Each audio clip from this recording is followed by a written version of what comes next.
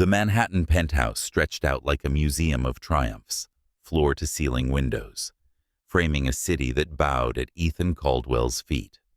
Italian marble floors gleaming under recessed lights, and abstract art worth more than most people's homes hanging in perfect symmetry. Everything in the 12,000-square-foot residence had been chosen to impress, to declare that its owner had conquered the world. Yet on this quiet Saturday afternoon in early December, the only sound cutting through the sterile silence was the small, uncertain voice of a 7-year-old boy. "Daddy, do you even like being with us?" Liam Caldwell stood in the middle of the vast living room, clutching a half-finished Lego spaceship in his hands. His dark curls framed a face that carried his mother's warm brown skin and expressive eyes. Eyes that now searched his father's with a mixture of hope and quiet hurt. Behind him, his 3 siblings paused their play. Sophia froze mid-step as she chased Noah around the leather sectional. Mia looked up from the picture she was coloring on the coffee table, her crayon hovering uncertainly.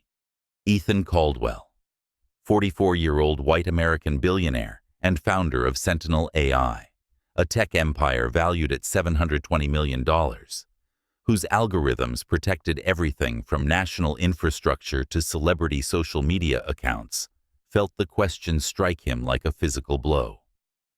He was seated on the edge of an armchair that cost more than a luxury car, his phone in hand, thumb hovering over an email from his COO about a potential acquisition that could add another $100 million to the company's valuation before the new year. The phone suddenly felt heavier than any weight he'd ever lifted. He looked at Liam. Really looked at him for perhaps the first time in months. The boy's pajamas were slightly too big, hand-me-downs from a cousin, because Aisha believed in practicality over labels. There was a smudge of chocolate on his cheek from the cookies they'd baked earlier under the supervision of the court-appointed visit monitor, who waited discreetly in the kitchen. Liam's lower lip trembled almost imperceptibly, waiting for an answer that mattered more than any boardroom decision Ethan had ever made. "Of course I like being with you," Ethan finally said, the words coming out rougher than intended. He set the phone face down on the table, a gesture that felt monumental. "Why would you ask that, buddy?" Liam shifted his weight, glancing at his siblings for courage, before meeting his father's eyes again.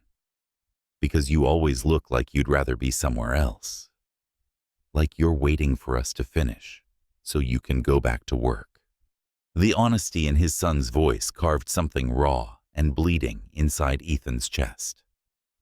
Sophia, the boldest of the quadruplets, stepped forward and slipped her hand into Liam's as if to lend him strength.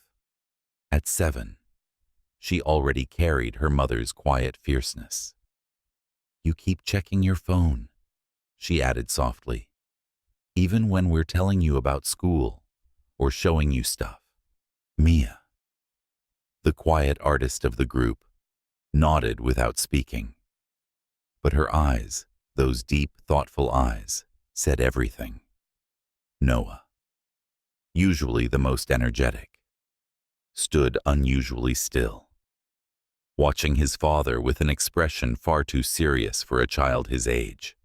Ethan opened his mouth to protest, to explain that the messages were urgent, that the company needed him, that everything he did was ultimately for them.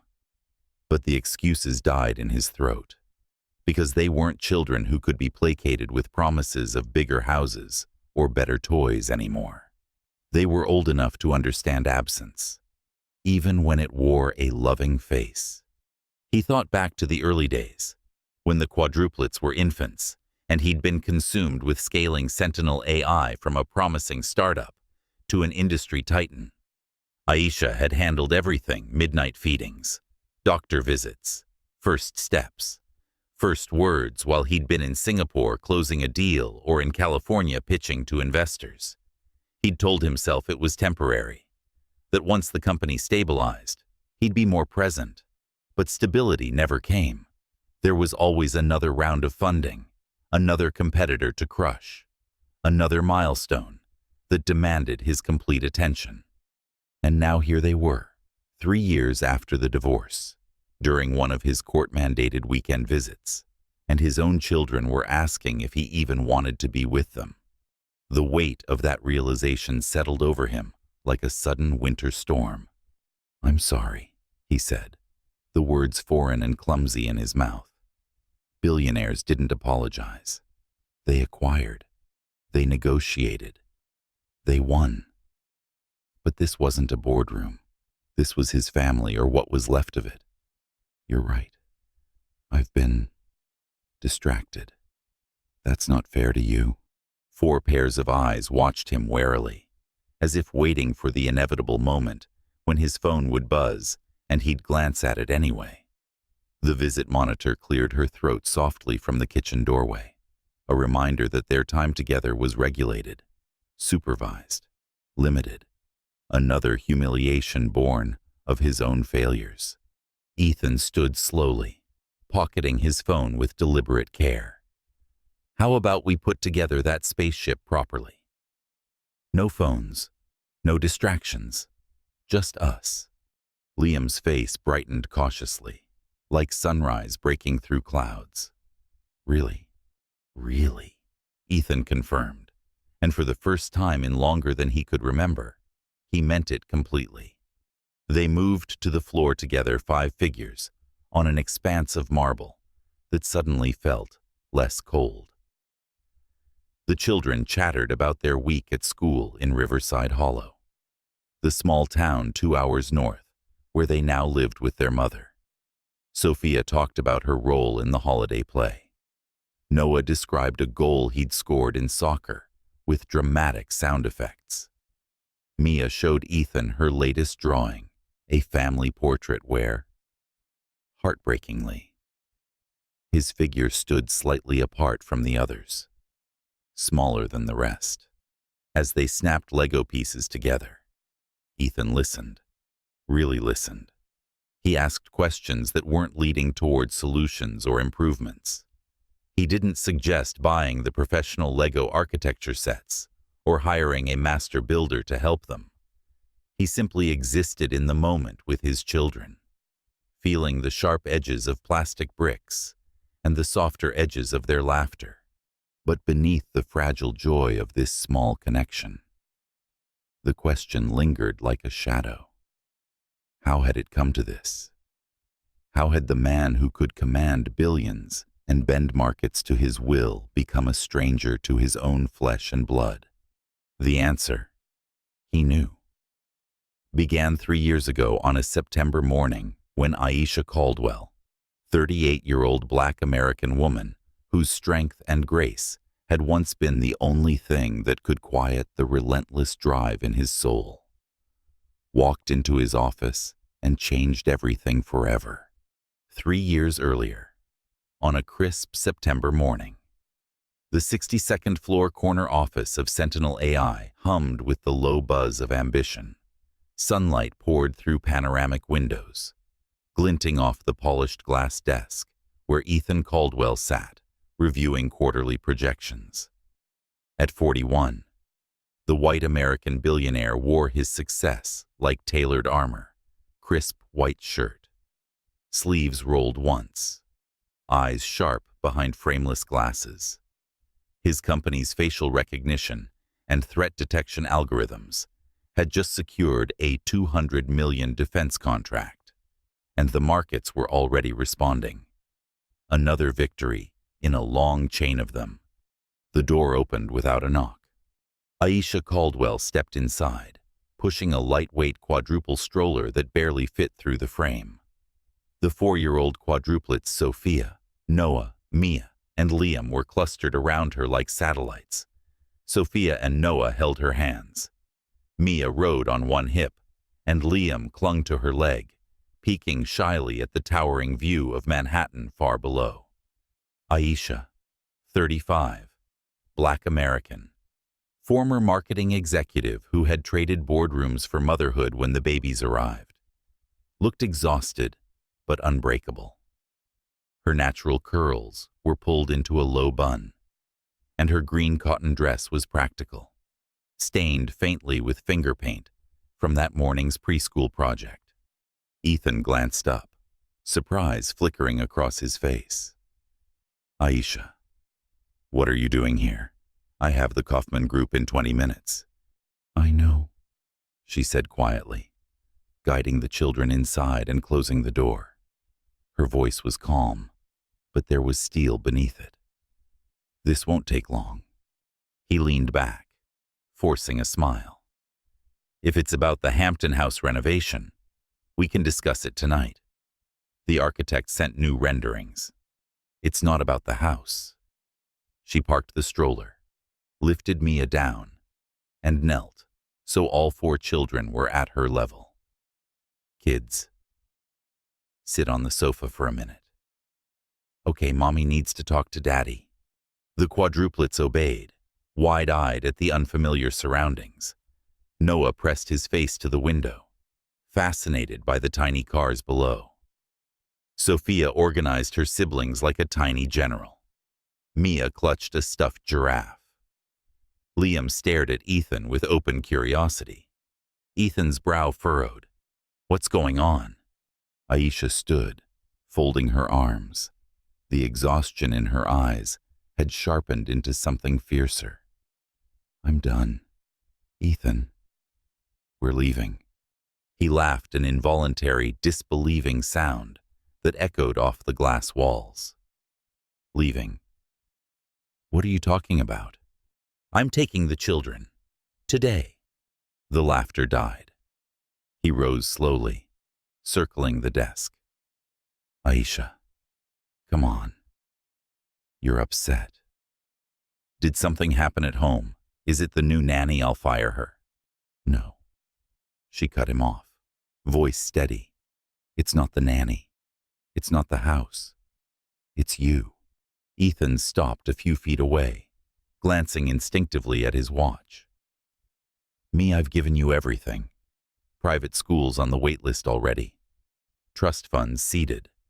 The best medical care in the country." "Stop." The single word cracked like a whip. The children looked over, startled.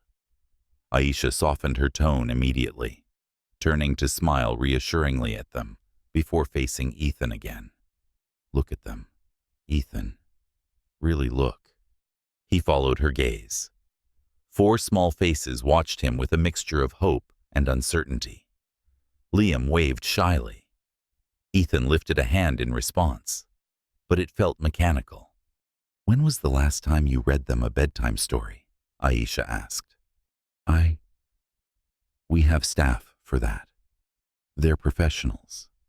When was the last time you pushed them on the swings without taking a call? I'm building something that will secure their future.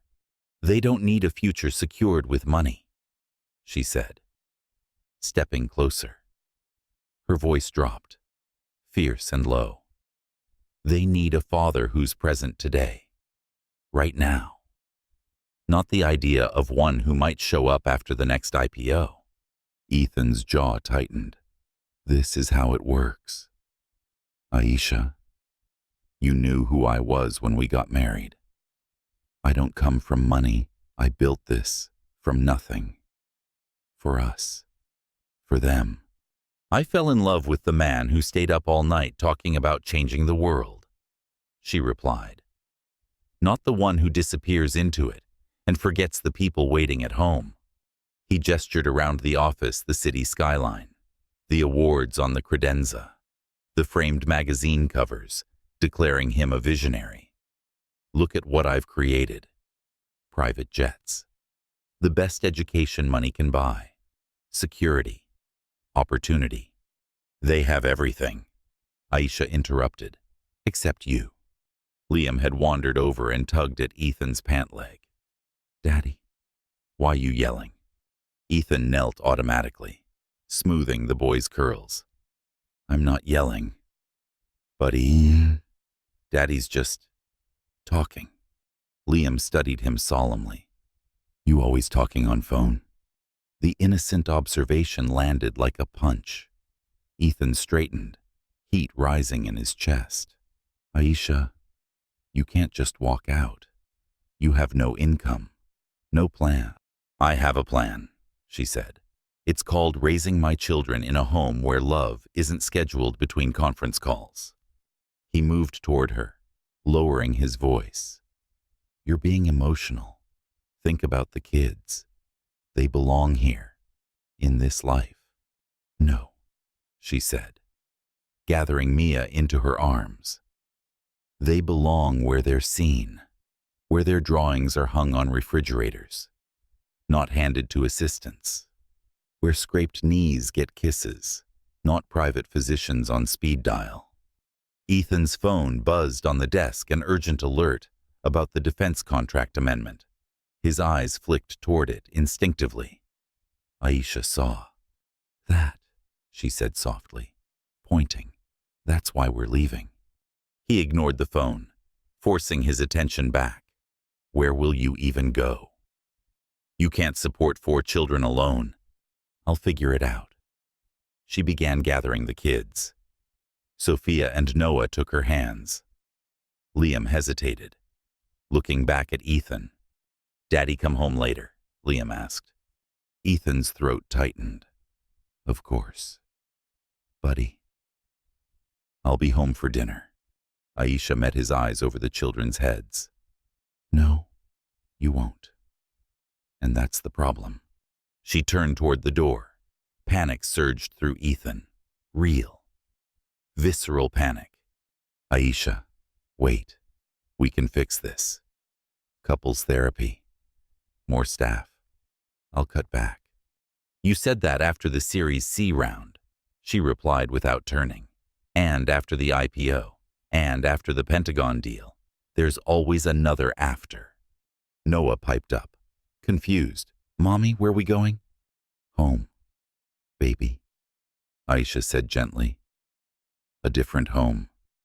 One where people choose us first. Ethan stepped forward, desperation creeping into his voice. You're taking my children. I'm giving them a childhood, she corrected. One you're welcome to join when you're ready to choose them over everything else. She guided the quadruplets out. Liam waved one last time. The door closed with a soft, final click. Ethan stood frozen in the sudden silence. The city sprawled beneath him, indifferent. His phone buzzed again, then again. He didn't move to answer it. For the first time in his adult life, the empire felt hollow. He told himself it was temporary. She'd realize how impossible it was without his resources. She'd come back. But as the elevator carried his family away, a quiet, terrifying voice whispered that this time he might be wrong, and that the thing he'd worked hardest to build, his family, might be the one thing his billions couldn't buy back. The courthouse in Lower Manhattan smelled of old wood and disinfectant, a stark contrast to the glass and steel world Ethan Caldwell inhabited. On a gray February morning, 6 months after Aisha walked out, he sat at the petitioner's table in a charcoal Brioni suit, flanked by 3 attorneys from one of the city's most expensive family law firms. Across the aisle, Aisha sat alone with a single lawyer, a young public interest attorney named Patricia Lopez, who specialized in cases where love outweighed bank balances. Ethan's lead counsel, Robert Harlan, had assured him this would be straightforward. No judge in their right mind will strip a father of custody when he can provide private schools, medical specialists, trust funds, and round-the-clock security. Harlan had said, "We'll portray her decision to leave as impulsive and financially irresponsible. 4 children need stability, your stability." Ethan had nodded, believing it. He'd convinced himself Aisha would falter without his resources and quietly return. Instead, She had rented a modest house in Riverside Hollow, enrolled the quadruplets in public kindergarten, and taken a part-time job curating exhibits at the town's small community gallery. Photos his private investigator sent showed the children laughing in a leafy backyard, riding second-hand bicycles, eating dinner at a scratched wooden table. They looked happy. The realization gnawed at him. Now, in the courtroom, Judge Elena Ramirez, a no-nonsense Latina in her late 50s, peered over her glasses at the packed gallery. Reporters lingered at the back. A billionaire custody battle made good copy. Patricia Lopez rose first. Your Honor, this is not a case about money. It is a case about presence, attention, and emotional availability. Mrs. Caldwell is requesting primary physical custody with reasonable visitation for Mr. E. Caldwell. Harlan objected immediately. My client provides exceptional financial support, over $50,000 a month voluntarily, despite no court order. The children attend, the finest. Counsel. Judge Ramirez interrupted. I've read the financial affidavits. Money is not in dispute. Proceed. Ms. Lopez. Patricia called her first witness the quadruplets' former preschool teacher, Mrs. Han. A kind-eyed Korean-American woman in her 60s took the stand. Mrs. Han, how often did Mr. Caldwell attend school events during the 2022-2023 school year? Never, she replied softly. Mrs. Caldwell came to every performance, every parent-teacher conference. Mr. Caldwell sent generous donations, new playground equipment, art supplies, but he was never physically present. Harlan cross-examined, emphasizing the donations. Mrs. Han simply repeated, the children asked for their daddy, not new swings. Next, Patricia played a recording. The courtroom speakers crackled to life with 4-year-old Liam's voice, small and hopeful. Is my daddy there? I made him a picture of a rocket ship. The secretary's polite deflection followed. Caldwell is in meetings all day. Sweetheart, give it to Nanny Elena. Ethan's stomach twisted. He remembered that day back-to-back calls with the Pentagon. He'd meant to look at the drawing later. He never did. Judge Ramirez's expression remained impassive, but her pen stopped moving. Patricia introduced a series of Mia's drawings, projected onto a screen. In the earliest, Ethan's figure stood tall beside Aisha and the children. Over the months following the separation, his image grew smaller, fainter, until in the most recent he was a tiny stick figure at the edge of the page, almost disappearing. Mia told me, the preschool art therapist testified, that Daddy is far away even when he's close. Harlan argued the drawings were coached. The therapist shook her head. Children this age don't lie with crayons. When Ethan took the stand, Harlan fed him soft questions about financial provisions, college funds, medical insurance. Ethan answered confidently until Patricia's cross-examination. Mr. Caldwell, what is Sophia's favorite bedtime story? He hesitated. Good night, Moon. She outgrew that 2 years ago. It's now the paper bag princess. What position does Noah play in soccer? Forward, I believe. He plays goalkeeper. He begged you to come to one game last fall. Do you recall? Ethan swallowed. I had a board meeting. Patricia held up attendance logs from the elite preschool. According to these records, you visited the school twice in 2 years, both times for less than 15 minutes. I was building their future, Ethan said, voice tight. Were you building it the day Liam had his first preschool graduation and waved to an empty seat he thought was yours? The courtroom was silent. Ethan had no answer. The final witness was Aisha herself. She wore a simple navy dress, hair in a neat twist, and spoke without notes. "I didn't leave Ethan's money," she said, looking directly at the judge. "I left his absence. I watched my children compete with a phone for their father's attention. I listened to them make excuses for why Daddy couldn't come. I won't raise them to believe love is something you outsource." Harlan pounced. "Mrs. Caldwell, you have no college degree completed, no substantial work history in 8 years, and you're raising 4 children on a part-time gallery salary. How is that responsible?" Aisha met his gaze steadily. "I work 25 hours a week so I can be home when they get off the bus. We eat dinner together every night. I read to them, help with homework, kiss bruises, cheer at games. Money pays for things. Presence builds people." Judge Ramirez recessed for 2 weeks to deliberate. When she returned, her ruling was measured but firm. "Mr. Caldwell, your financial contributions are commendable and will continue. However, parenthood is not a transaction.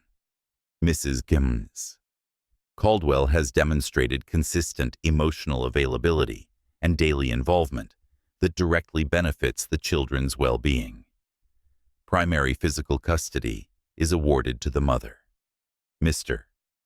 Caldwell shall have supervised visitation every other weekend, with a parenting coordinator to facilitate transition. Unsupervised visitation and expanded time may be revisited upon demonstrated behavioral change." The gavel fell. Ethan's attorneys whispered about appeals, but the words blurred. Supervised visitation as if he were a danger, not a father. Humiliation burned hot in his throat. Outside the courthouse, photographers swarmed. Aisha shielded the children now staying with her mother during proceedings and slipped into a waiting friend's minivan. Ethan watched from the steps, alone except for security. He told himself it was temporary. Without his resources, she'd struggle. The house would be too small, the schools inadequate, the medical care substandard. She'd come back. But months passed. Birthday photos arrived via the parenting app, the quadruplets blowing out 5 candles on a homemade cake in a sunny kitchen with mismatched chairs. Halloween superheroes on a porch decorated with hand-cut paper bats. Christmas opening gifts under a real tree strung with popcorn garlands. No private chefs, no designer clothes, no trips to Aspen, just joy. Ethan's weekend visits began in a supervised facility, a beige room with plastic toys and a social worker taking notes. The children were polite but wary, as if visiting a distant uncle. They spoke of their new life in Riverside Hollow, the library reading club, Coach Marcus, who helped with soccer, Mommy's job at the gallery, where they sometimes got to arrange flowers for exhibits. Each detail was a small knife. One evening, after a visit, Ethan sat in his silent penthouse and opened the parenting app. A new photo from Aisha, the 4 kids asleep in bunk beds, limbs tangled, a nightlight casting soft stars on the ceiling. Caption tucked in after reading 3 chapters of Harry Potter. They asked if you'd like to join next time you visit. He stared at the screen until it blurred. For the first time, doubt crept in, not that she would fail, but that she was succeeding without him, and that the life he'd built, the empire he commanded, might not be enough to win back the only thing that truly mattered. The first time Ethan heard the name Marcus Reed, it was delivered casually by Noah during a supervised visit in the beige prison of the Family Visitation Center. Coach Marcus showed me how to trap the ball with my instep, Noah said, bouncing an imaginary soccer ball on his knee. He said, "I've got quick feet." Ethan forced a smile, signing the attendance log for the social worker. That's great. Buddy, I can sign you up for private lessons with a former MLS player next weekend. Noah shrugged. Nah, it's okay. Coach Marcus does it for free after school. The words landed lightly from a 7-year-old's mouth, but they struck Ethan like a deliberate jab. Free. As if Ethan's offers were transactional, while this stranger's were pure. That night, he ran a background check. Marcus Reed, 40-year-old Black American high school history teacher and varsity soccer coach in Riverside Hollow. Widowed 5 years earlier, wife lost to breast cancer, leaving him with 2 teenage daughters. No criminal record, no debt beyond a modest mortgage, no social media scandals. He volunteered at the town library's literacy program, organized the annual Martin Luther King Jr. Day community breakfast, and had coached Little League for a decade. The kind of man who showed up early to set up cones and stayed late to pack them away. Ethan hated him immediately. Over the next months, Marcus's name threaded through the children's stories like a favorite refrain. Mr. Marcus read us the chapter where Odysseus meets the Cyclops. Sophia reported during a visit, eyes shining. He does all the voices, even the sheep. Mr. Marcus helped Mommy fix the leaky kitchen faucet, Mia added quietly. He didn't mind getting wet. Coach Marcus says defense wins championships, Noah declared. He came to every game this season. Liam, the most reserved, simply said, he sits with us at dinner sometimes. He doesn't look at his phone. Each mention carved a little deeper. Ethan countered with escalation. He donated new uniforms to the entire Riverside Hollow Soccer League, top-of-the-line Nike kits, with the children's names embroidered on the back. He offered to fund a complete renovation of the town's outdated community gallery, where Aisha worked, complete with climate-controlled exhibit space and a children's art studio. He arranged for a celebrity children's author to visit the local library and read specifically to the quadruplets class. The responses were polite but devastating. We already have uniforms. Daddy, Noah said, fingering the old one with the faded number. Coach Marcus says the new ones can go to the younger kids who need them. The gallery's perfect the way it is, Sophia insisted. Mommy says small means we can know every visitor by name. And when the celebrity author visit fell on a weekend, Ethan didn't have visitation. The children attended with Marcus, who apparently baked homemade oatmeal cookies for the whole class afterward. Ethan's grand gestures began to feel like bribes. The children accepted them with increasing discomfort, their thank yous growing quieter, their eyes avoiding his. One Saturday, during a visit at the penthouse, Ethan rolled out what he thought was unbeatable, a private screening room set up with reclining leather seats, a 150-inch screen, and a concession stand stocked with every candy imaginable. He'd flown in a projectionist to show an advance copy of the newest animated blockbuster, still 6 months from theaters. The quadruplets sat politely through the film, munching gourmet popcorn. When the credits rolled, Ethan beamed. Better than any regular theater. Right. Mia hesitated. It was really fancy. Daddy. But I kinda miss when we watch movies on Mommy's laptop in the living room. We all pile on the couch and pause it to talk about the funny parts. Sophia nodded. And Mr. Marcus does the silly voices for the characters when we read the books first. Ethan felt the familiar burn of jealousy, now mixed with something worse, shame. He began studying Marcus the way he would a business rival. He attended one of Noah's games, incognito baseball cap pulled low, standing at the edge of the chain-link fence.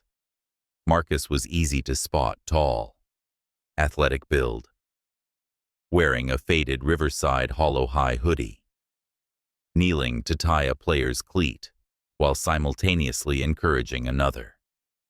When Noah made a diving stop at shortstop, Marcus's cheer was the loudest, his high five the most enthusiastic. Aisha sat in the bleachers with the girls. A thermos of hot chocolate passed between them. She laughed at something Marcus shouted to the team. Her face relaxed in a way Ethan hadn't seen in years. After the game, the children ran to both of them. Marcus lifted Liam onto his shoulders without effort. Aisha handed out juice boxes. They looked complete. Ethan left before they spotted him. That night, he drank too much Macallan and stared at real estate listings in Riverside Hollow. He bookmarked a 20-acre estate with a main house, guest cottage, pool, and soccer field. He imagined moving there, becoming the father who coached, who fixed faucets, who read with voices. But the fantasy crumbled under one truth: Marcus was already doing it, and doing it without a private jet or a net worth that could buy the town outright.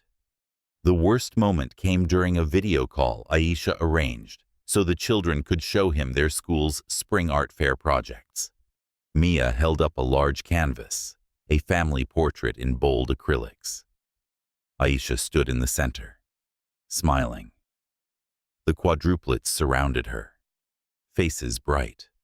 Marcus was there, too taller, holding Liam's hand, an arm casually around Aisha's shoulders. Ethan's own figure was present, but off to the side, smaller. Colors muted. "Who's that?" sweetheart Ethan asked, voice tight. "That's you, Daddy," Mia said softly. "You're still in our family. You're just visiting." Sophia leaned into the frame. "Mr. Marcus helped me mix the blue for the sky. He said families come in all shapes." Ethan ended the call abruptly, claiming a work emergency. Later, he sat in the dark penthouse, the city glittering coldly beyond the windows. For the first time, he allowed himself to imagine a future where Marcus became permanent, where the children called another man Dad in everyday moments, the one who helped with homework, who kissed goodnight, who never missed a game. The thought was unbearable. Yet so was the alternative continuing as the wealthy visitor, whose love came wrapped in expense reports and grand, impersonal gestures. He opened his phone and scrolled to Aisha's contact. His thumb hovered over the call button. He wanted to demand she stop this, to remind her of their history, to threaten legal action over introducing a new partner so soon. Instead, he opened a new message and typed words he'd never said to anyone in business or life. "I'm proud of the life you've built for them. They look happy, truly happy." He stared at it for a long minute, then added, "I want to learn how to be part of that happiness. Not buy it, be it." He hit send before cowardice could stop him. The reply came 20 minutes later, 3 simple lines. "They miss you, the real you. We're not going anywhere. When you're ready to show up as you, the door's open." Ethan set the phone down and, for the first time in years, cried without restraint, silent, shoulder-shaking sobs for the years lost, the love he'd expressed in the wrong language, and the terrifying possibility that the man his children needed might require destroying the one he'd spent a lifetime building. Outside, snow began to fall over Manhattan, soft and silent, covering the city's sharp edges for one quiet night. The Hamptons estate gleamed under a late summer sunset, all white shiplap and infinity pool, sparkling like a private ocean. Ethan had pulled out every stop for this rare extended weekend, the first unsupervised visitation granted after 18 months of supervised sessions and parenting classes. The quadruplets, now 7, had arrived wide-eyed at the scale of it, a chef-trained staff, a bounce house on the lawn, a private beach path, and a playroom stocked with every toy featured on the current most wished-for lists. For the first day, it worked. Noah sprinted through the halls yelling, "This is like a hotel." Sophia and Mia spent hours in the pool with new floating unicorns. Liam followed the chef around the kitchen, fascinated by the flaming desserts. Ethan trailed them like a proud tour guide. Phone finally silenced in his pocket, determined to prove he could create magic without a screen. But on the second night, everything unraveled. Liam woke at midnight burning hot, whimpering that his tummy hurt. Ethan found him curled on the bathroom floor, flushed and clammy. Panic surged through him, the kind he usually reserved for market crashes or hostile takeovers. He carried Liam to the master bedroom and barked orders into the house intercom. "Wake the staff. Call Dr. Bonkerman. Elaine Richardson. She's on retainer. Tell her to bring the full pediatric response team from Mount Sinai. Now." Within minutes, the house transformed into a small emergency room. Nurses arrived by helicopter, setting up portable monitors. A phlebotomist drew blood.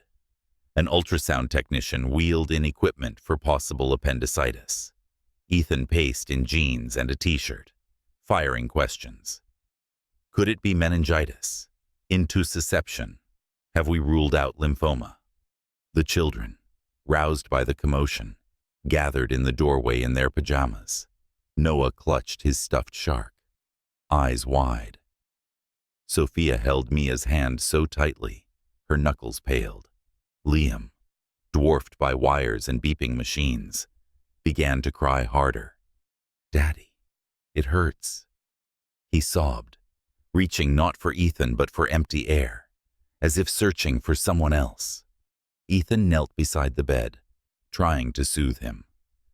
"We're going to fix this, buddy. The best doctors in the country are here." But the more machines beeped, the more Liam panicked. "I want Mommy," he whispered, tears streaking his flushed cheeks.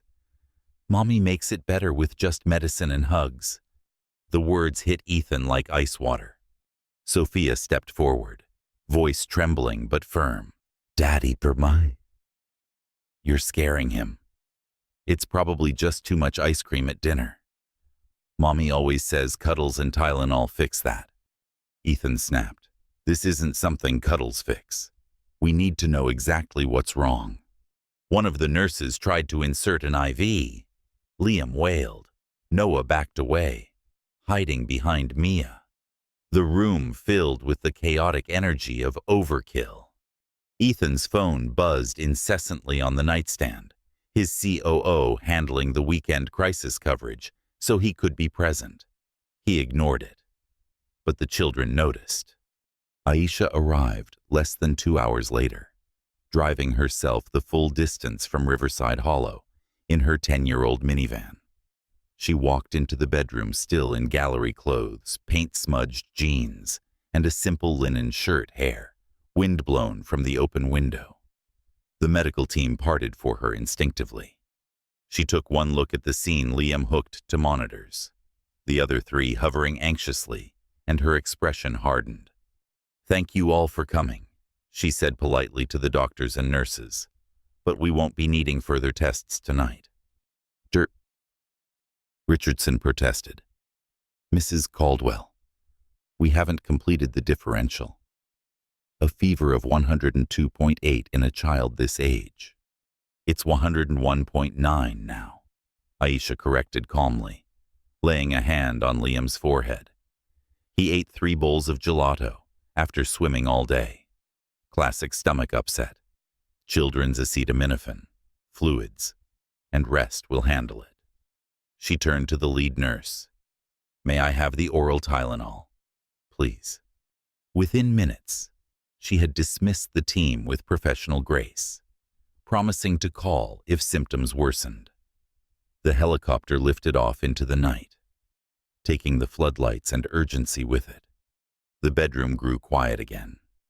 Aisha sat on the edge of the bed, cradling Liam against her chest. She hummed softly, an old lullaby she'd sung since they were infants, and rocked him. Ethan stood frozen in the doorway, watching his son's breathing even out, the flush receding from his cheeks. The other three climbed onto the bed without asking, nestling against their mother like puzzle pieces snapping into place. Noah's head on her shoulder, Sophia's hand in hers. Mia curled at her feet. Within 10 minutes, all 4 children were asleep, limbs tangled in the safety only Aisha seemed to provide. Ethan lingered in the shadows, chest tight. When she finally noticed him, she eased out from under them, tucking blankets carefully, and joined him in the hallway. "They're okay," she said quietly. "Really, just a fever." I thought his voice cracked. I thought it could be serious. I wanted to be sure. "I know." Her tone held no accusation, only exhaustion. But sometimes the cure is worse than the ailment. You turned a stomach bug into a trauma unit. He leaned against the wall, running a hand through his hair. "I don't know how to do this any other way. When something's wrong, I fix it. I call the best people, throw resources at it. Children aren't problems to solve. Ethan." She met his eyes in the dim light. "They're people to hold." Sometimes the only thing required is showing up with open arms and a cool cloth. He looked back toward the bedroom where his 4 children slept peacefully in a pile. "They reached for you, not me. They know who's steady," she said softly, "who doesn't panic, who makes the world feel safe instead of scary." Silence stretched between them. "I do love them," he said, the words raw, more than anything. "I know you do." For the first time in years, her voice softened toward him. "But you love them like you love your company by trying to optimize, control, protect them from every risk. They don't need protection from life. They need participation in it." He swallowed hard. "I don't know how to just be." She studied him for a long moment, something almost like compassion flickering across her face. "Then learn. Start small. Put the phone away. Ask them about their day and listen without planning the next upgrade. Let them fail a little, hurt a little, without swooping in to fix it." "How?" The question came out desperate. Every instinct I have says eliminate threats, improve outcomes. Parenting isn't a startup. Ethan, there's no exit strategy, no valuation event. It's day after day of choosing them over everything else, even when it's boring, especially when it's inconvenient. He looked at the floor. "I'm terrified I've already lost them." "You haven't," she said. "Not yet. But the clock is louder than it used to be." She started to walk away, then paused. "I'll sleep in the guest room tonight in case Liam needs me. You should get some rest too." "Aisha," he stopped her with the word, voice rough. "Thank you for coming." She nodded once, then disappeared down the hall. Ethan returned to the bedroom doorway and watched his children sleep. Moonlight spilled across their faces, peaceful now, innocent. He thought of all the nights he'd worked late while nannies handled fevers, all the mornings he'd left before they woke. He pulled a chair close to the bed and sat, elbows on knees, just watching them breathe. No phone, no staff, no solutions. For the first time, he let himself feel the full weight of what he'd almost lost. Not the weekend, not the visitation rights, but the quiet, irreplaceable moments that money could never buy back. Hours passed. At some point, Liam stirred and reached out in his sleep. His small hand found Ethan's fingers resting on the bedspread and curled around them trustingly. Ethan didn't move until dawn, afraid to break the fragile connection. When the sun rose, he was still there, exhausted, unshaven, but present in a way he hadn't been in years. It was a beginning, small and imperfect, but it was something. The morning after the fever incident, Ethan drove the children and Aisha back to Riverside Hollow himself. No driver, no security detail, just the 7 of them in a rented SUV with the quadruplets booster seats crammed in the back.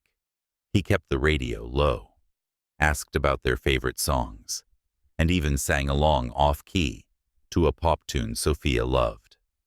When they pulled up to the modest blue house with its peeling porch swing and overflowing flower boxes, the kids hugged him tightly before running inside. Aisha lingered at the car door. "That meant a lot," she said quietly. "Yesterday was a start." "I want more than a start," Ethan replied. "I'm going to do this right." She nodded, cautious hope in her eyes, and closed the door. For the next few weeks, Ethan tried harder than he'd ever tried at anything. He cleared his calendar for visitation weekends. Phones went into a locked drawer the moment the children arrived. He asked open questions and waited for full answers. When Noah talked about a rough day at school, Ethan didn't offer to call the principal. He just listened. When Mia showed him a drawing, he didn't suggest art classes with famous illustrators. He asked what the colors meant to her. During story time, he attempted voices terrible, exaggerated ones that made Liam giggle uncontrollably. Small victories accumulated. Sophia fell asleep on his shoulder during a movie. Noah asked him, not the nanny, to tie his shoes. Liam reached for his hand, crossing the street. Mia drew a new family portrait, where Ethan's figure stood closer, almost touching the others. Ethan reported progress in therapy twice a week. Dr. E. Reyes, a calm Dominican-American psychologist who specialized in high-achieving men, nodded approvingly. "You're rewiring decades of habit. It's uncomfortable, but you're doing the work." Ethan began to believe change was possible. Then came the crisis. In mid-October, a Chinese competitor launched a near-identical AI security suite at half the price. Sentinel's stock dropped 18% in a single day. Analysts screamed, "Sell." The board demanded emergency measures. Ethan's COO texted at 2 a.m. "If we don't counter-announce by Monday, we lose the federal renewal contract $400 million. Ethan stared at the message in the dark guest room of the Hamptons house, the children asleep down the hall. His next visitation wasn't for 10 days, so technically he could fly to rally the team, save the company. He almost did. Instead, he typed, "Handle the prep. I'll join remotely for the announcement only." He turned the phone face down and went back to sleep. But the pull was gravitational. Over the following week, remote became constant. Calls during breakfast, emails during park outings, a quick strategy session while the kids played in the penthouse playroom. He justified it. "I'm still here physically. I'm not missing bedtime." The children noticed immediately. During one dinner, Ethan's phone buzzed on the counter, vibration loud against granite. He glanced at the screen, board emergency sync. "Just 1 minute," he muttered, stepping into the hallway. When he returned 5 minutes later, the table had gone quiet. Liam's lower lip trembled. "You said no phones at dinner," Sophia whispered. "I know, sweetheart. It was important." "Everything's important," Noah cut in, voice flat. The words echoed Aisha's from years ago. Ethan felt the ground shift beneath him. That weekend, he took them to the Natural History Museum, something simple, no private tours or VIP access. But midway through the dinosaur hall, A push notification flashed competitor just filed 3 patents mirroring ours. Ethan's jaw clenched. He opened the email thread without thinking. Daddy Mia tugged his sleeve. The T-Rex is roaring. Come see. In a second, honey. He typed a furious response to his general counsel. When he looked up, the children had moved on without him, clustered around a docent who was explaining fossils with enthusiastic gestures. Liam glanced back, hopeful. But Ethan's thumbs were already flying again. That night, bedtime stories were rushed. He promised extra chapters tomorrow to make up for cutting it short. Tomorrow came with a dawn patrol of messages. The counter-announcement had leaked prematurely. Investors were panicking. He spent the morning on crisis calls from his home office, while the children watched cartoons under the nanny's supervision. By Sunday pickup, the warmth from previous weeks had cooled. Hugs were quicker, waves from the porch less enthusiastic. Aisha met him at the door, expression unreadable. They said you were here but not here, she said quietly after the kids went inside. Same as before. I had a situation at work, he began. There's always a situation. Ethan, she sighed. I thought you were past justifying it. He drove back to Manhattan in silence, the SUV feeling cavernous without their chatter. The relapse deepened. Over the next 2 months, old patterns reasserted themselves like muscle memory. He rescheduled one visitation for a Tokyo trip. Missed another when the board demanded his physical presence at a war room weekend. The visits he did keep were punctuated by urgent glances at his watch, quick checks of stock tickers, promises of just one call that stretched into 30 minutes. The children adapted by lowering expectations. They stopped rushing to show him things first, stopped asking him to join games in progress. When he offered elaborate outings, Broadway shows, helicopter tours, they declined politely. We'd rather just stay home and bake cookies, Sophia said once, echoing Mia's earlier sentiment about movies. Home, meaning Aisha's house, with Marcus. Therapy sessions turned painful. You're self-sabotaging, Doctor, Reyes said bluntly. The moment real connection appears, you retreat to the familiar control, achievement, distance. I'm trying, Ethan protested. The company's under attack. Thousands of jobs. Are you parenting for them or hiding behind them? She countered. The children aren't asking you to save the world. They're asking you to see theirs. He knew she was right, but knowing and changing were different currencies. The breaking point came during a December video call, the closest he could manage to an in-person visit after canceling the weekend for a make-or-break investor meeting. The quadruplets sat on Aisha's living room couch, Christmas tree twinkling behind them. They showed him handmade ornaments, new books from the library, a gingerbread house, slightly lopsided but proudly decorated. Then Liam, usually the quietest, spoke up. Daddy, are you coming for Christmas Eve, mister? Marcus is helping us make tamales, and Mommy said there's room for you too. Ethan's heart stuttered. Marcus, at Christmas. I have the Singapore office launch on the 23rd, he said carefully. But I'll fly back Christmas morning. We'll do presents here. Just us. Liam's face fell. But Christmas Eve is when we track Santa and leave cookies. I'll make it up to you, Ethan promised automatically. Sophia leaned in. You always say that. The call ended soon after. That night, Ethan sat alone in the penthouse. Glass of whiskey untouched. He opened the parenting app and scrolled through photos he'd barely looked at Noah scoring a goal. Coach Marcus's arm around his shoulders in celebration. Mia's class holiday concert. Aisha and Marcus in the audience clapping. Sophia and Liam decorating the tree. Marcus lifting Liam to place the star. He wasn't in any of them. A new message arrived from Aisha.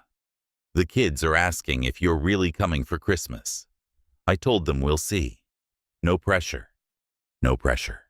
But the pressure was crushing. He opened his calendar. Singapore could be handled remotely. The investor dinner could be delegated. For once. There was no existential threat requiring his physical presence. Yet his finger hovered over the decline button out of habit. In that moment, Ethan understood the depth of his relapse. He wasn't just busy, he was choosing. Again and again. The identity he knew over the one he feared he'd fail at. He thought of Liam's small hand curling around his fingers, the night of the fever, the only time in years his son had reached for him in sleep. He thought of Mia's drawing where he stood apart. He thought of his children learning, slowly and painfully, that their father's love came with conditions. The whiskey glass slipped from his hand, shattering on the marble floor. Ethan didn't call the staff to clean it. He sat amid the shards until dawn, facing the truth if he continued this way. The door Aisha had left open would eventually close, not out of anger, but out of protection for the children's hearts. Change wasn't a switch. It was a daily war against every instinct he'd honed to survive and conquer. And he was losing. But surrender wasn't an option, not anymore. He opened his phone and cleared the entire holiday schedule, canceled Singapore, delegated the launch, informed the board he'd be unavailable from December 20th through January 5th. Then he texted Aisha, "I'll be there Christmas Eve. No work, no excuses, just me." Her reply took an hour. "They'll be thrilled. So will I." It wasn't forgiveness. It wasn't victory. It was another chance, one he knew might be the last. December 23, 2025. The penthouse was quieter than Ethan could ever remember. No staff buzzing in the background. No conference calls bleeding through the speakers. No helicopter idling on the rooftop pad. He had sent everyone home for the holidays with extravagant bonuses and strict instructions. No contact unless the building was literally on fire. He stood at the window. Snow swirling over Central Park far below. A single suitcase packed by the door. In 40 minutes he would drive himself north to Riverside Hollow for Christmas Eve, the first he would spend with his children in 4 years. His phone lay on the kitchen island, screen dark. The silence felt unnatural, almost accusatory. Then it lit up. A message from his COO. "Vanessa Board just got wind you're offline through New Year's. They're scheduling an emergency vote tomorrow morning on replacing you as interim CEO until the Asia counter-launch stabilizes. They need your presence in person to block it. If you're not here, it passes." Ethan stared at the words until they blurred. The Asia launch was the linchpin. If it failed, Sentinel could lose 40% of its government contracts, thousands of jobs, billions in market value. His legacy. He opened the board group chat. A string of messages from directors he'd handpicked, mentored, made rich. "We respect what you're trying to do personally, but the company can't wait. This isn't punishment, it's fiduciary duty. Be here tomorrow, or we move forward without you." His thumb hovered over the reply. A single sentence could fix it. "I'll take the jet tonight. Remote vote from Singapore." But the sentence wouldn't stay typed. Every time he tried. Liam's voice from the fever night echoed, "I want Mommy. Mommy makes it better with just medicine and hugs." He set the phone down and walked to the playroom, the children rarely used anymore. On the shelf sat the lopsided gingerbread house they'd decorated during their last visit here, gumdrops sliding off the roof, icing smeared like abstract art. He'd almost thrown it away when it started attracting ants. Instead, Aisha had carefully wrapped it and taken it home. Home. Their home. Not this one. The phone buzzed again. A new message. This time from Aisha. Kids are beyond excited. Marcus is teaching them how to make masa for tamales. Liam keeps asking if you'll be here in time to help shape them. Doors open whenever you arrive. Drive safe. Marcus. Ethan's stomach nodded. He had known this day might come, but knowing and facing were different. Over the past month, Marcus had quietly proposed. The children had let it slip in excited whispers during their last video call. Marcus gave Mommy a ring, and she cried happy tears. They were planning a small backyard ceremony next summer. Nothing extravagant.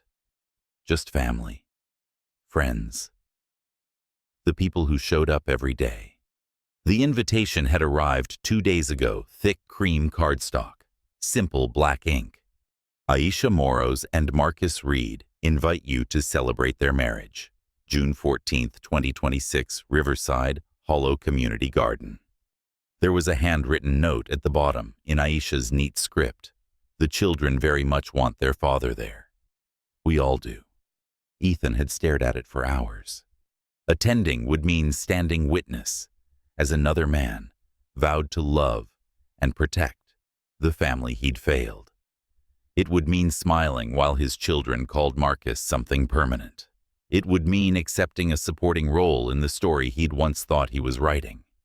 Not attending would confirm every fear they already carried, that when the choice came, he would always choose the empire. He picked up the invitation now, running a thumb over the raised lettering. The phone buzzed a third time. Vanessa again, jets fueled and waiting, pilot on standby. Just say the word. Ethan imagined the boardroom tomorrow. Polished mahogany table. Directors in tailored suits. Sympathetic but resolute expressions. He could walk in. Command the room like always. Remind them who had built Sentinel from a garage prototype into a global force. He could save the company. Save his position. Save everything he'd spent his life creating. And lose everything that mattered. He thought of Christmas Eve in Riverside Hollow, a small house warm with lights and laughter. Flour-dusted counters. Children's hands sticky with masa. Aisha's smile softer than it had been in years.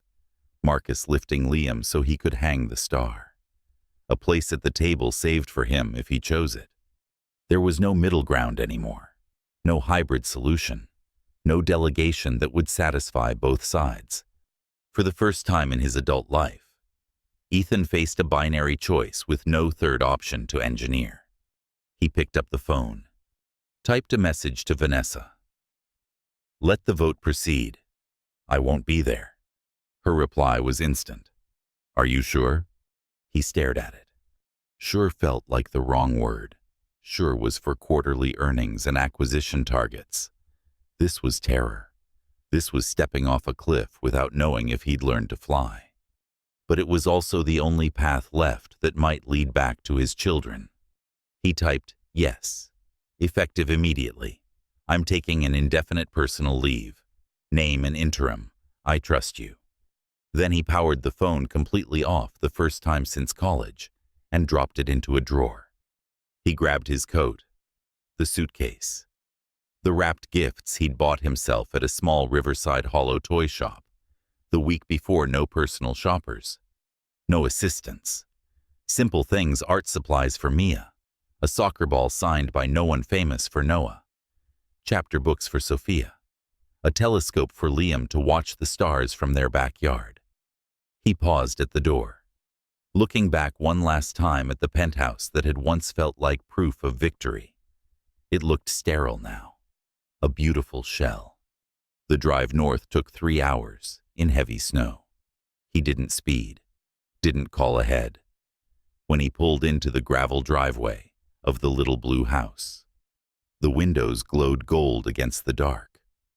Through the frosted glass, he could see movement, small figures dancing around the kitchen. Aisha's silhouette at the stove, Marcus's taller frame beside her. His heart pounded harder than before any board meeting. He sat in the idling car for a long minute, snow collecting on the windshield.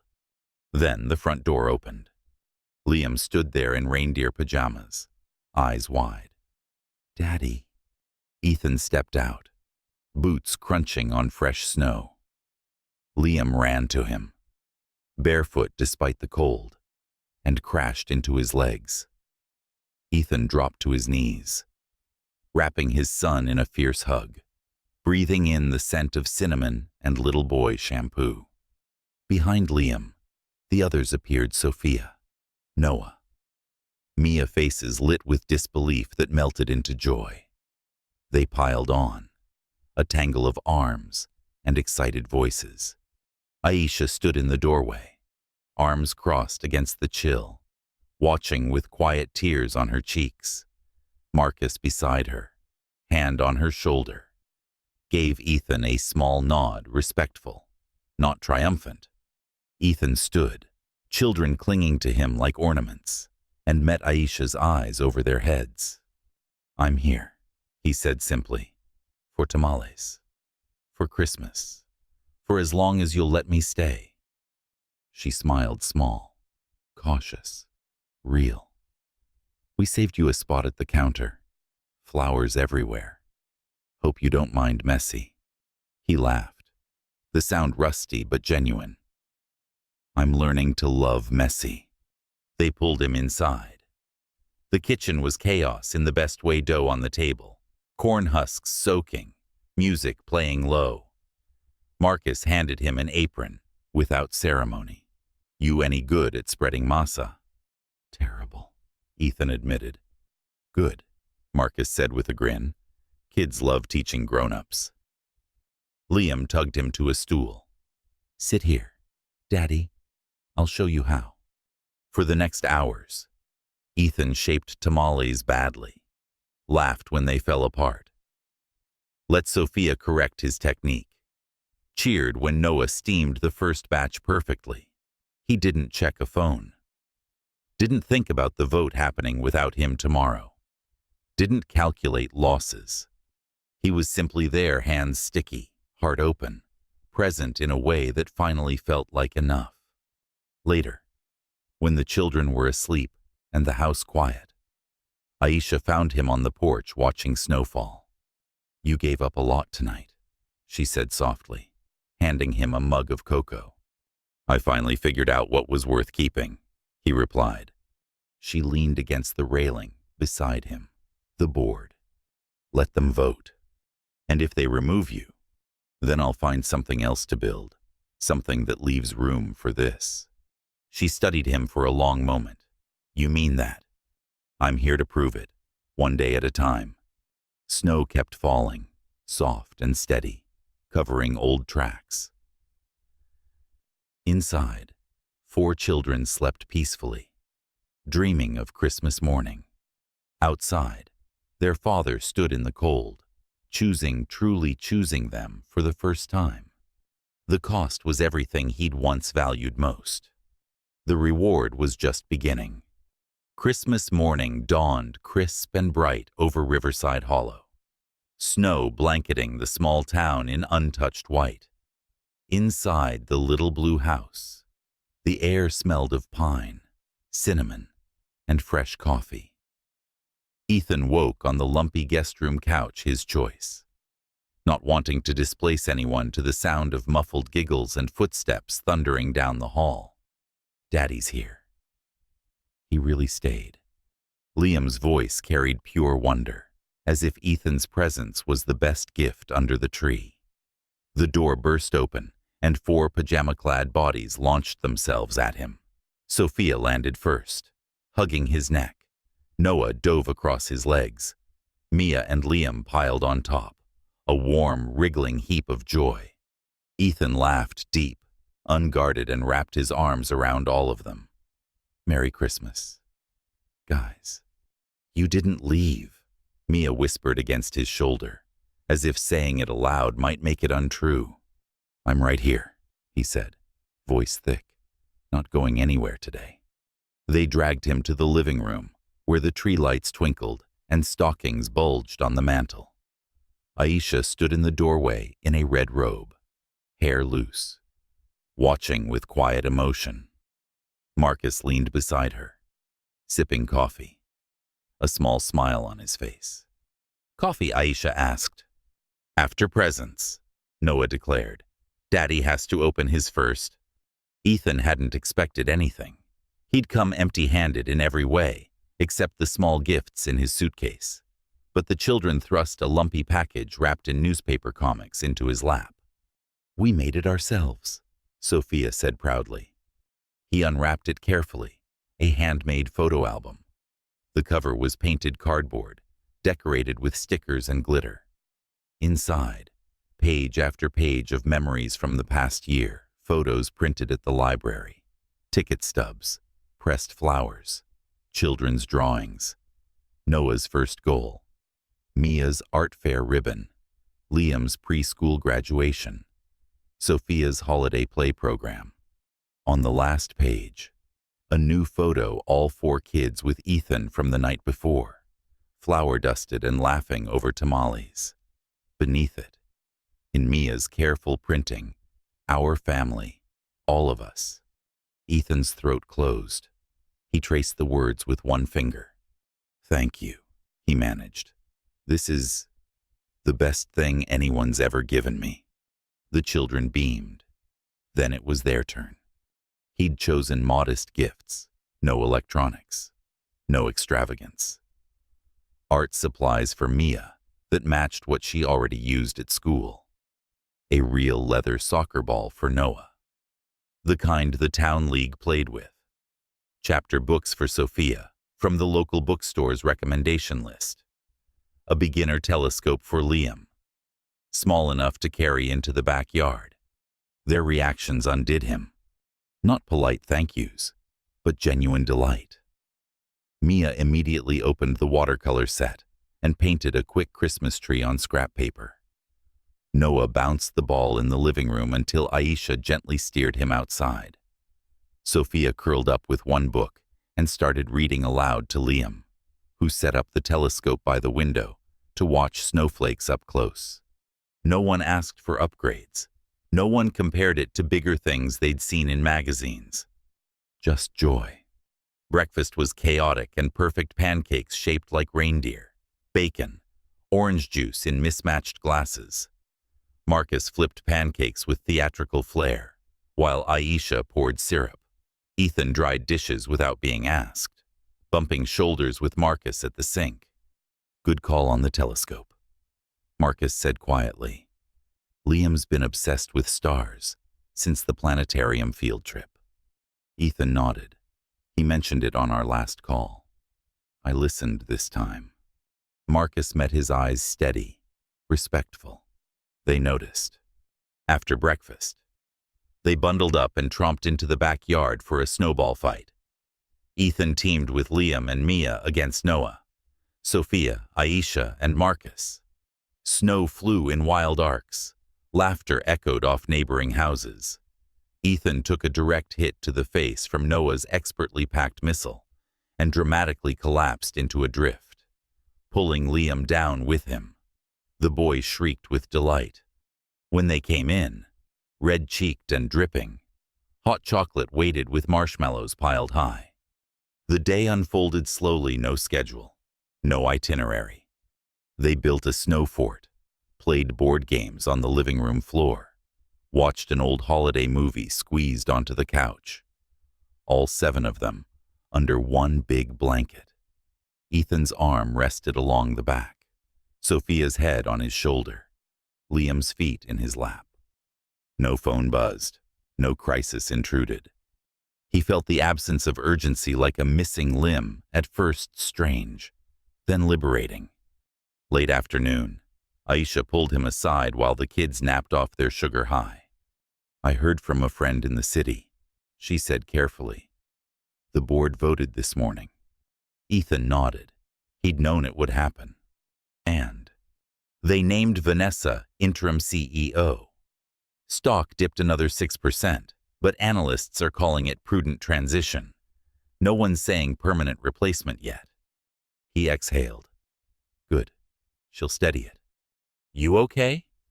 He thought about it. I should be panicking. Part of me still is. But mostly, I feel lighter. Like I can breathe for the first time in years. She studied him. What now? I don't know, he admitted. I've got enough set aside to never work again if I choose. But I think I want to build something different. Smaller. With room for this? He gestured toward the living room, where the children slept in a puppy pile. Aisha's eyes softened. There's no rush. Just keep showing up. Evening brought carols around the tree. Marcus played guitar simple chords. Nothing fancy. They sang off-key. The children's voices high and sweet. Ethan's baritone rumbled underneath. When they reached silent night, Liam crawled into his lap and fell asleep mid-verse. Later, after tucking the kids in, Ethan reading the final chapter of Sophia's new book, while Aisha handled the others, he found Marcus and Aisha in the kitchen, cleaning up. I should head out, he said. Give you space. Aisha shook her head. Guest room's yours as long as you need. Snow's still coming down. Roads will be icy. Marcus added, We've got plenty of leftovers. Stay for New Year's if you want. Kids would love it. Ethan looked between them. Two people who had every reason to shut the door, yet were holding it open. Thank you, he said. Both of you. Marcus extended a hand. Ethan shook it firm. Genuine. You're their dad, Marcus said simply. Always will be. We're just making room for everyone. That night, Ethan lay awake listening to the old house settle. Wind rattled the windows. Somewhere down the hall, Noah coughed once, and Aisha's soft footsteps padded to check on him.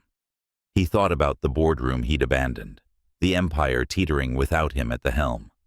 He thought about the man he'd been master of markets, stranger to his children, and the man he was becoming, flawed, uncertain, but present. His phone, still powered off in his coat pocket, held messages he hadn't read. Offers, threats, pleas. A world spinning on without him. For the first time, that felt like freedom. January arrived with more snow and quiet days. Ethan extended his leave indefinitely. He drove back to the city once to sign papers and clear out his office, but returned the same day. He started small traditions Friday pizza nights, where he learned to make dough from scratch. Saturday morning pancakes he took over flipping duty permanently. Sunday stargazing with Liam's telescope. Even when clouds hid the sky and they just told stories instead. He attended Noah's indoor soccer games in the drafty community gym, cheering from splintered bleachers beside Aisha and Marcus. Sat through Sophia's school play rehearsals without checking scores. Helped Mia mount her artwork on the fridge with magnets. Some days were awkward. Old habits surfaced. He caught himself reaching for solutions when problems arose. Once, when Liam scraped his knee, Ethan instinctively pulled out his phone to call a doctor before stopping himself, grabbing a bandage and a kiss instead. Progress wasn't linear, but it was real. One February evening, after a particularly ordinary day, school drop-off, gallery shift for Aisha, coaching for Marcus, Ethan handling homework and dinner, he tucked the children in. Liam, last as always, hugged him tight. Daddy. Yeah, buddy. Are you staying forever now? Ethan's heart stuttered. Forever was a big word for a 7-year-old.